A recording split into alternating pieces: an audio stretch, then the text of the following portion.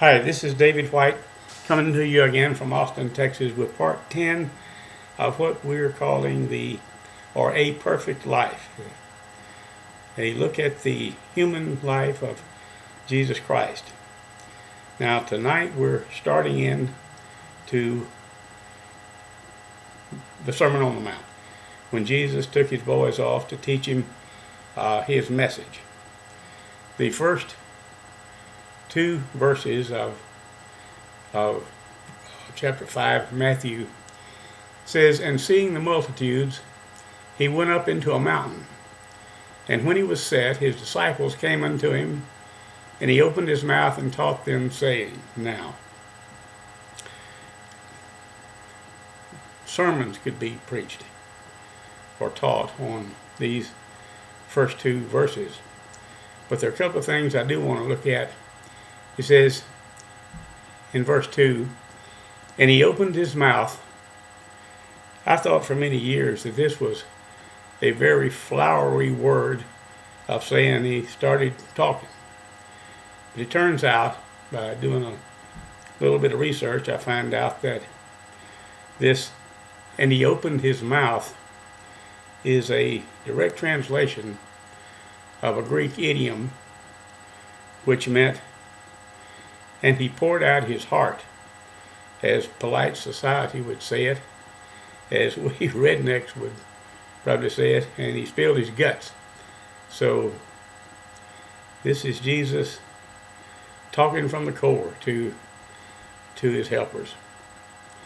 And then he says, "And he taught them, saying," this word "taught," there were two Greek words. One meant a single shot, like "she taught me to open the door." That's a one-time thing.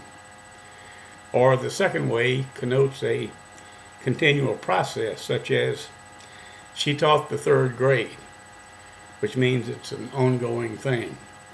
And it was the second verb that was used here, which connotes that Jesus continually taught his disciples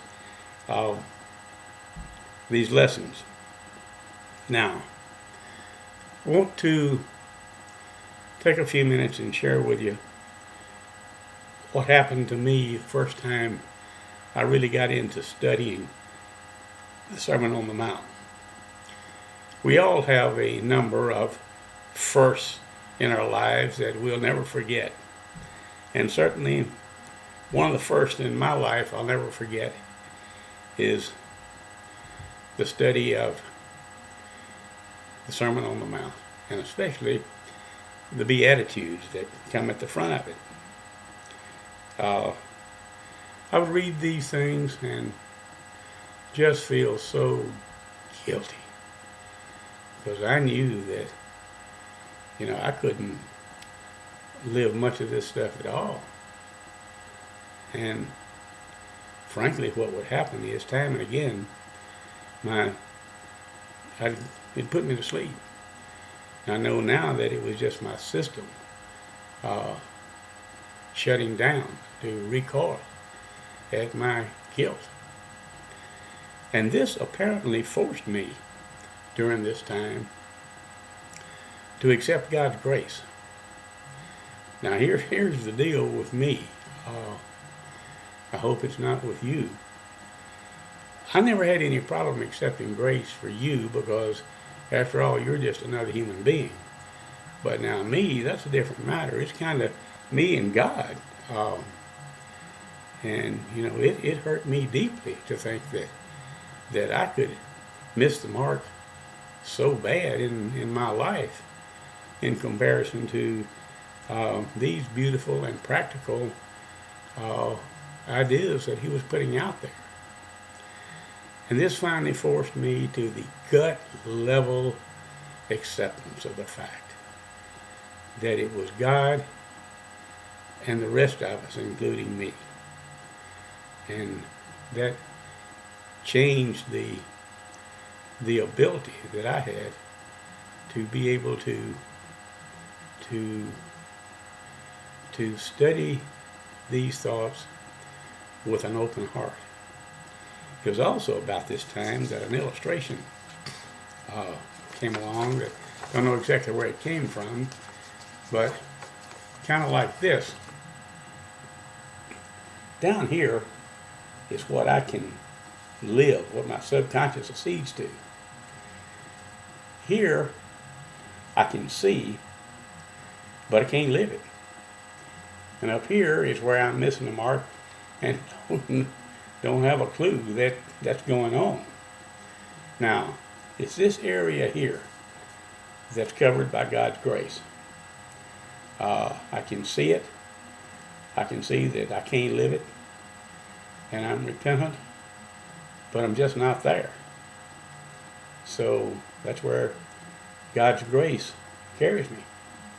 Now then, as time goes on, what happens is I grow a little. So I grow out to this red line here. So now I can live in all this area. I can see here, but I can't live it. But notice that this area has grown.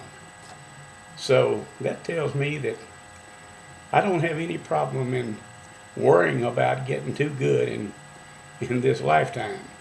There will always be stuff out there that I can see and can't live.